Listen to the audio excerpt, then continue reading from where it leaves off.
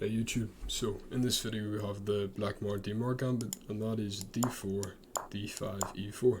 Now we get the same position from the Scandinavian, so if you don't like playing the Scandinavian, you can play d4 here. So from this position, their best move is to take, and we play knight c3 attacking the pawn. Now they could play f5, but in that case you just play bishop out and then maybe check with the queen on h5, and their whole position would be kind of weird. The pawn structure would be a little bit messed up, and it's hard to play if you're not an engine. So from here they'll play knight out, and we can contest the center, which is surprisingly the best move, f3. I wouldn't really have thought that. So from here we're contesting the center. Their best move is to take, and we can take back with the knight or the queen. Now there's a lot of different options here in terms of what way the game's going to go. But if you want an interesting game, you want to do more gambits and play for more play, you take with the queen. It's a lot more interesting because after they take back, it's called the rider gambit. And from here, the queen can go really anywhere. You're going to hit the queen with e3 to get tempo. And the queen can go to there, e5, g4, h4 check, a lot of different things. But we'll look at the most interesting, which is queen b4. The reason why that's so interesting is we're down 2 pawns, and when they play queen b4, we queenside castle, and that entices black to do this pin, which looks okay. It doesn't look like it's that much of a threat. But from here, if they take the queen after you play b5, which if you know what the Leonhardt gambit is, b5 and the Leonhardt gambit's a very similar position. The queen's around here, and you play knight up, supported by the bishop, to b5. So from here, if they take the free queen, it's not a free queen because you just checkmate. So their only really option is to play knight to a6, and knight to a6 stops that, so that wouldn't do anything now because they'll just take back. From here, we'd take b7. Now we're attacking the knight and the rook.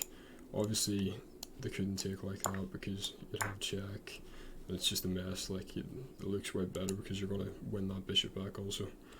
But from here we will look at what black's best move is, and that's queen e4. Now if they do anything else but queen e4, like let's say they do that, you just sacrifice straight away and you have checkmate again. Or let's say even that, like that's recommended second best in the engine, and that's just losing a knight straight away. So black's only move really here is to play queen e4. That's with the idea of taking the bishop with check. And right here, we could trade down, but that wouldn't make that much sense for us. We're going to take the knight on a6, and after queen takes on e3, we play king over. And we're up nearly 2 points in the engine, even though we're down a pawn. So it just shows how good this position is. And that's because we have a fork, which is possible. Also, this queen's very dangerous here because we could threaten checkmate in like 2 moves, especially with the rook. I don't believe, if he does end up taking the rook here, it's close to checkmate, I think, because it goes like that. And yeah, that's just a mess for black.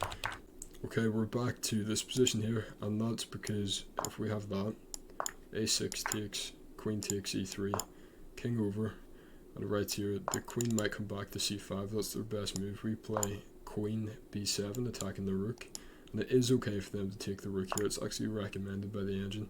We take back, the only thing is for black, they have to play d7, exposing their king. And right here we play knight back to c3. c3 attacks the bishop, and surprisingly, there's no way for the bishop to get out without sacrificing the piece. For example, knight to there, then we have takes, just like that, and we're completely winning that. I was thinking, why can't the bishop do that? But we just have takes, and then their best move's that. Check, and it's a king hunt, and if there is no check like that, like, they can play that. But again, completely winning for white. So we will look at a checkmate pattern too, and that is whenever the knight jumps up, we might see d4, trying to give the king a square. That's very inaccurate, because we can play check, the king comes up, and we can sacrifice the queen down on b7. I was thinking, why can't we just fork? But obviously that wouldn't make sense because the queen would be under attack right there. So if the queen takes, it's mate 1. If the queen doesn't take, and let's say it plays its best move, which is just taking the rook, we have a double check, which is on the king, and we're attacking the queen at the same time. So we will look at where the queen can go, black's queen. Lastly, And that's not many places that are interesting. Like, for example, back there is not interesting, that's not really interesting. We do have h4 check, which is interesting, and we have this here. So we'll look at that. That you can play f2. That looks nice, but I like that more because of takes. We have knight up, and then we can play like that, and that's perfect for us. We have very nice development. Now, if that doesn't happen, we see h4 check. We just play bishop back. We're attacking the queen.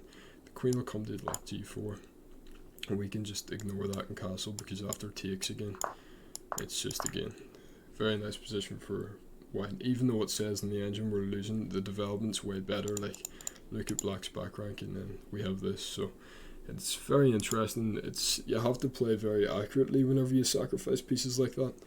But yeah, it definitely opens a lot of opportunities. That is all from me today. I hope you have a nice day, and good luck with the Blackmar-Diemer Gambit. I'll see you all later.